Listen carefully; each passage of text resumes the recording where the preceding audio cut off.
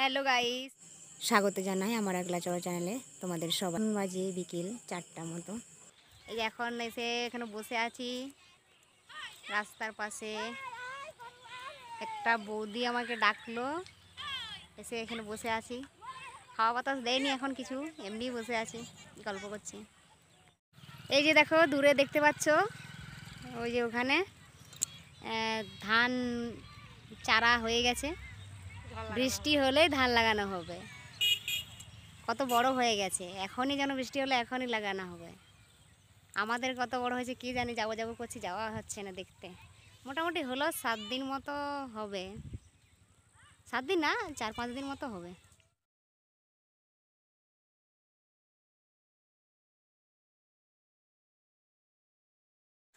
Good morning বন্ধুরা,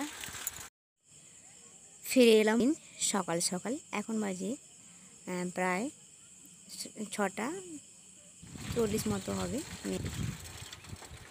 মেয়েকে ছাড়তে গেছিলাম, এখন ফিরে আসছি। স্কুলে দিয়ে বাড়ি ফিরে আসছি। বাড়ি পৌঁছেই গেলাম।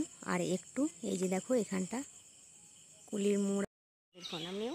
এখন বাজে তোমার 7:44, আর মেয়েকে স্কুলে ছেড়ে দিয়ে এসে আমি অল্প মুড়ি খেলাম। তারপরে হচ্ছে একটা তরকারি রান্না করছি, সেরকম কিছু না। সবজি বলতে এখনও নেওয়া হয়নি, আসেনি এখনও, সবজিওয়ালা আসতে দেরি হয়, মোটামুটি 10টার কাছাকাছি হয়। তো বেগুন ছিল, আর বেগুন আর আলু দিয়ে করছি। তো তারপরে ভাত রান্না বসাবো। ওই যে দেখো খাটিয়াতে কিন্তু হাঁড়িটা মাজা আছে, মাটিও দেওয়া আছে। এই যে দেখো এখানে শুকোতে দেওয়া আছে, একটু শুকিয়ে গেলে একটু দেরি করে রান্নাটা বসাবো। আর এদিকে দেখো আমার তরকারিটা রান্না হচ্ছে, আলু আর বেগুন দিয়ে। অল্প পান্তা আছে, সেই জন্য এখন তরকারিটা রান্না করলাম আগে, না হলে আগে তরকারিটা করতাম না। তো আমি যেতে বারণই করছিলাম যে দেখো আজকের দিনটা যেও না, কারণ রাত্রেবেলা একটু গাটা গরম হয়েছিল। বিকেলবেলা কালকে বিকেলবেলা প্রচণ্ড খেলেছে, ঝাপালাফা করেছে।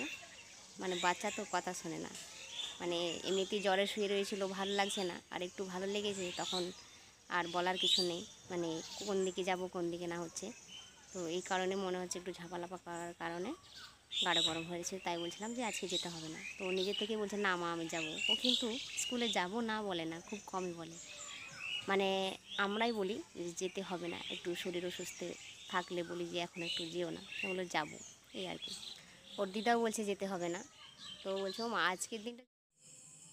ভিডিওটা এখানেই শেষ করতে হলো। ভালো থেকো, সুস্থ থেকো সকলে, আর পরের ভিডিওতে নজর রেখো। Tata, bye bye.